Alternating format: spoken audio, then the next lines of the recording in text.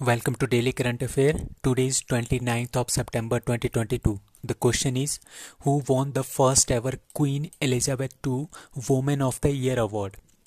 अभी ब्रिटेन की जो रानी थी क्वीन एलिजाबेथ टू, उनकी डेथ हुई है। उनके नाम के बेस पे क्या है, एक अवार्ड जारी किया गया है। ठीक है, किसने किया है? ब्रिटेन ने जारी किया है।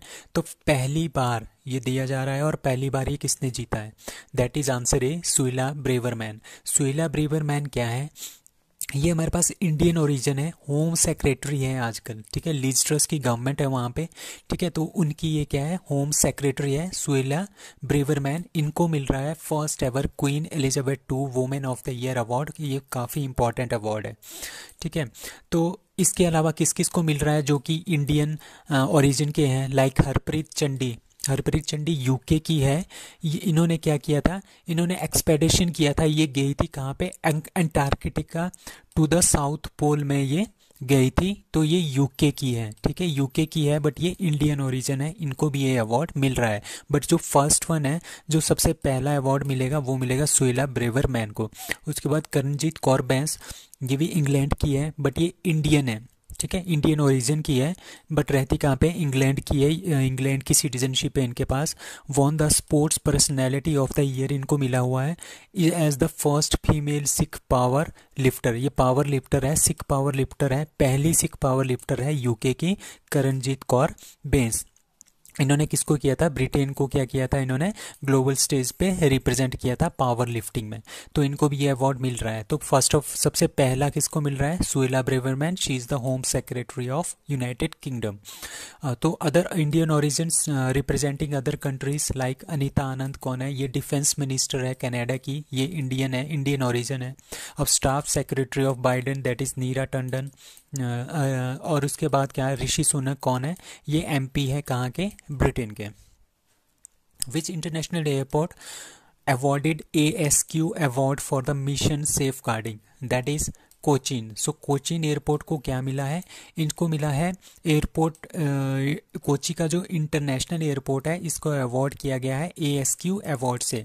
ठीक है, अब ASQ अवार्ड का मतलब क्या है? Airport service quality. मतलब कि एयरपोर्ट में हमारे पास किस तरह की सर्विसेज हम प्रोवाइड कर रहे हैं, किस तरह की सिक्योरिटी प्रोवाइड हो रही है, किस तरह का सामान प्रोवाइड हो रहा है, किस तरह का पैसेंजर उससे खुश है या नहीं है, पैसेंजर की सेटिस्फेक्शन है या नहीं है। मिशन सेफ गार्डिंग मतलब कि जो पैसेंजर्स हैं वो सेफ़ है कि नहीं है। ठीक है, कितने सेफ़ हैं, और वहाँ पे कोविड-19 के रिलेटेड कौन से प्रोटोकॉल्स हैं। तो ये सारे को देखते हुए कोचीन एयरपोर्ट को इंटरनेशनल एयरपोर्ट अवार्ड मिला है, ASQ award for mission safeguarding के लिए। ठीक है, और ये किसने दिया है? ये दिया है एयरपोर्ट काउंसिल इंटरनेशनल ने ये अवार्ड दिया है।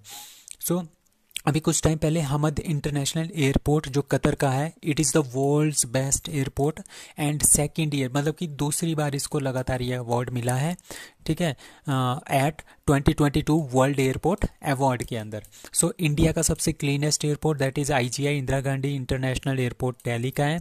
और Delhi airport becomes the India's first to run solely on hydro and solar power के ऊपर। पूरा का पूरा ये हाइड्रो और सोलर पावर मतलब कि रिन्यूएबल एनर्जी। ठीक है, रिन्यूएबल एनर्जी के ऊपर ये चलने वाला पहला इंडिया का एयरपोर्ट है। उसके बाद sky tracks world airport award 2022 में बेंगलुरु का जो कैंपेगौड़ा इंटरनेशनल एयरपोर्ट है उसको बेस्ट एयरपोर्ट का अवार्ड मिला है in India as well as in South Asia. Now who has been appointed ESIC director general? ठीक है, एसिक का मतलब क्या है?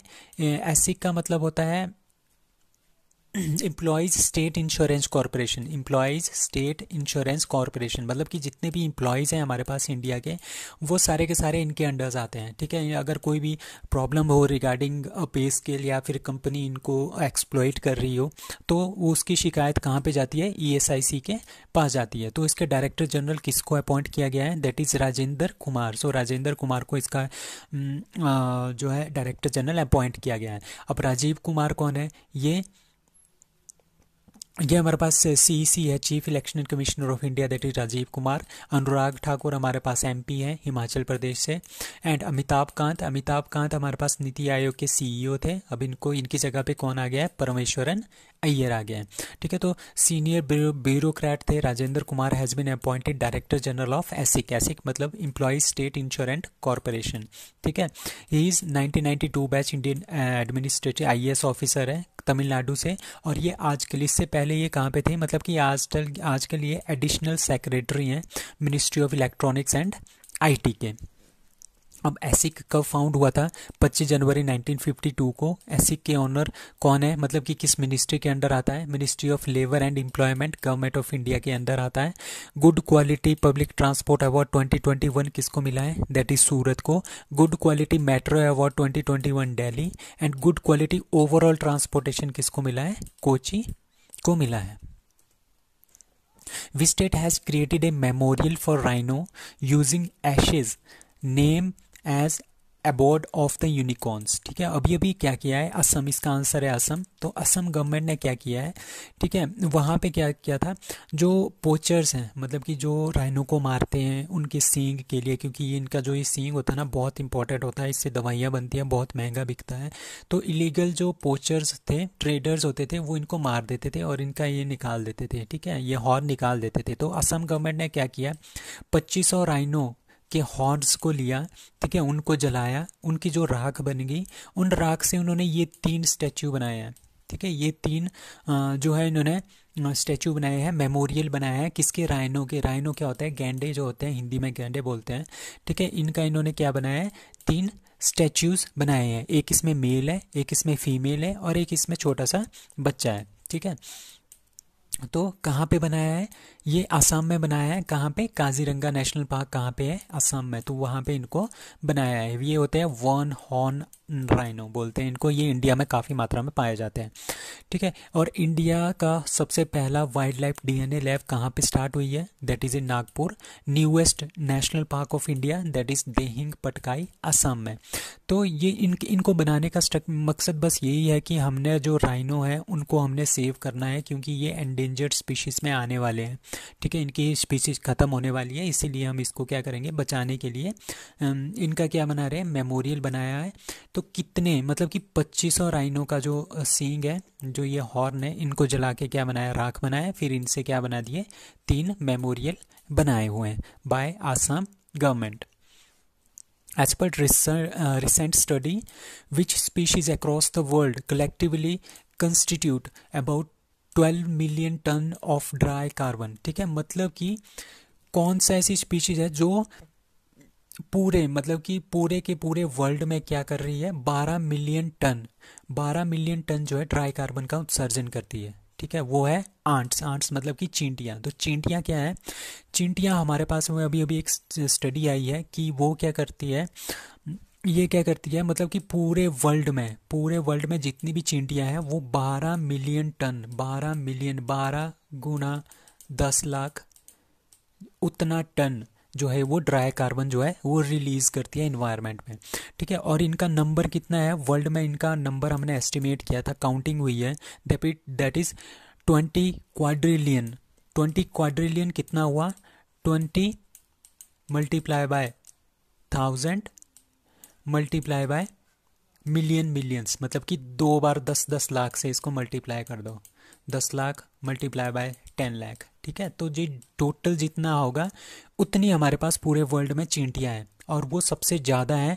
मतलब कि अगर हम वाइल्ड बर्ड्स को भी ऐड करें और मैमल्स को ऐड करें, अगर हम उनको ऐड करके उनकी संख्या देखेंगे तो उनकी संख्या फिर भी कम पड़ेगी, उससे कहीं ज़्यादा हमारे पास क्या है, चींटियाँ हैं। अब आंट और बीज, जो मधुमक्खी और चींटियां हैं, जब वो ये काटती है तो ये कौन सा एसिड छोड़ती है, दैट इज़ फॉर्मिक एसिड। ये काफ़ी इंपॉर्टेंट क्वेश्चन है, ये आईएएस, एचएएस या फिर पीएससीज में काफ़ी ज़्यादा पूछा जाता है, that is formic acid. So that is ant. Ant कितना हमारे पास कलेक्टिवली ड्राई कार्बन एमिट करती है, 12 मिलियन टन।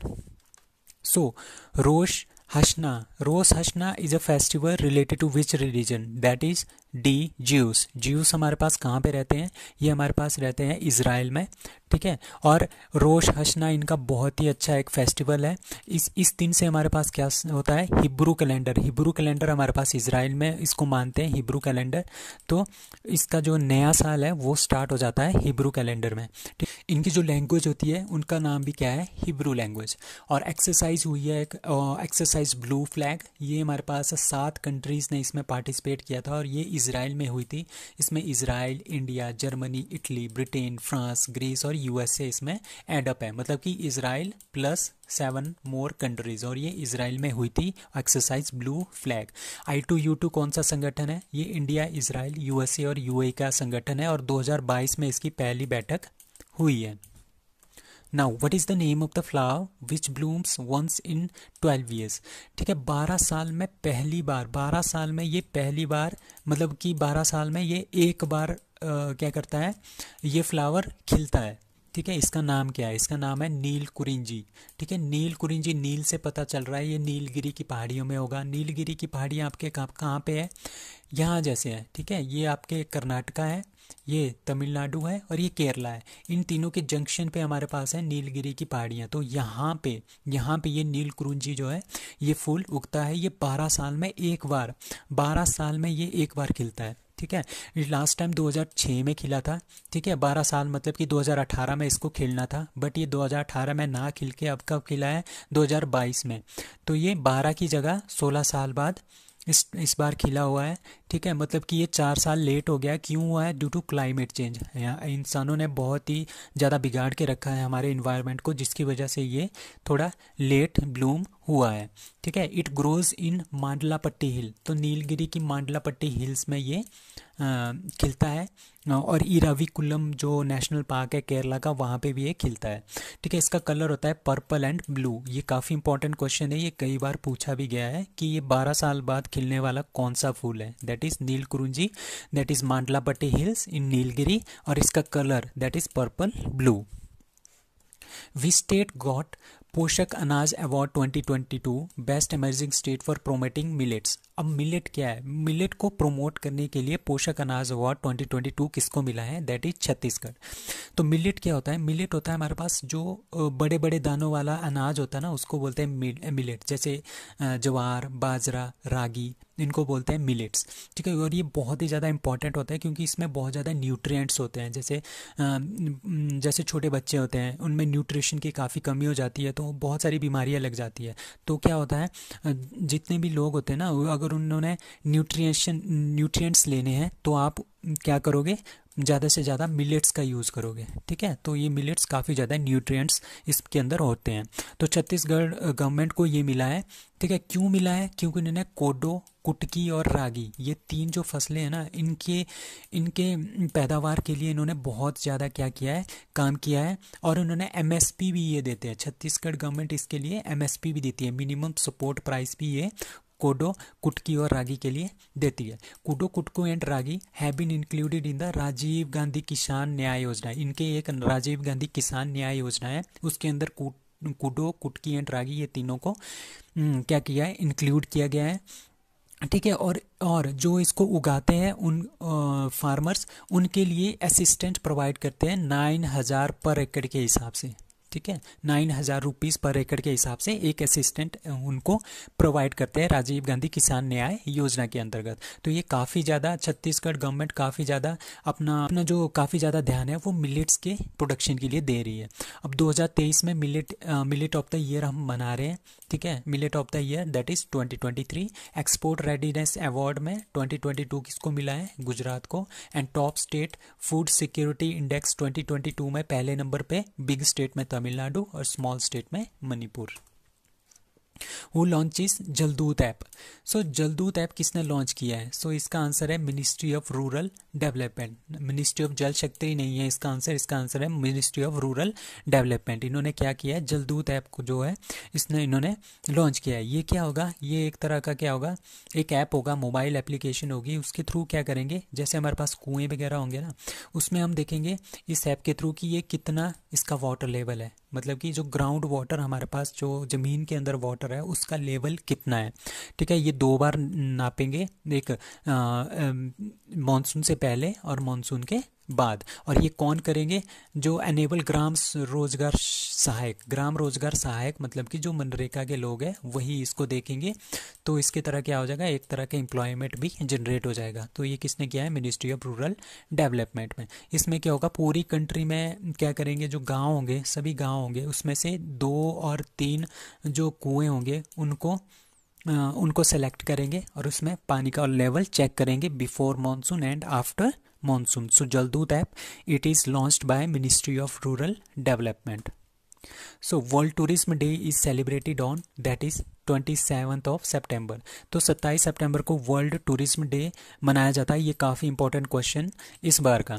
ठीक है, थीम क्या है इसकी, रीथिंकिंग टूरिज्म। अभी कोविड-19 के चलते क्या हो गया था, कोविड-19 के चलते और रशिया और यूक्रेन की वजह से बहुत ज़्यादा टूरिज्म जो है इफेक्ट हुआ था, जिसकी वजह से श्रीलंका के आज ये हाल है। ठीक है, क्योंकि वहाँ पे कोई भी हमारे पास टूरिस्ट नहीं आ रहे हैं, जिसकी वजह से इनकी इकॉनमी बिल्कुल ज़ीरो हो गई है। तो हमने क्या किया, इसका थीम रखा है रीथिंकिंग टूरिज्म। होस्ट किसने किया है इस बार, इंडोनेशिया ने इसको होस्ट किया है। Started by United Nation World Tourism Organization ने इसको स्टार्ट किया है। और ये ऑर्गेनाइजेशन फाउंड हुई थी 1975 में और इसका हेडक्वार्टर है मैड्रिड, स्पेन में। It is very very important. Now Nipun Bharat mission, it is related to education. ठीक है, और national tourism day, it is celebrated on 25th of January. And travel and tourism development जो रिपोर्ट है उसमें India की जो rank है ओवरऑल वर्ल्ड में, that is 54th। So that's all for today, thank you.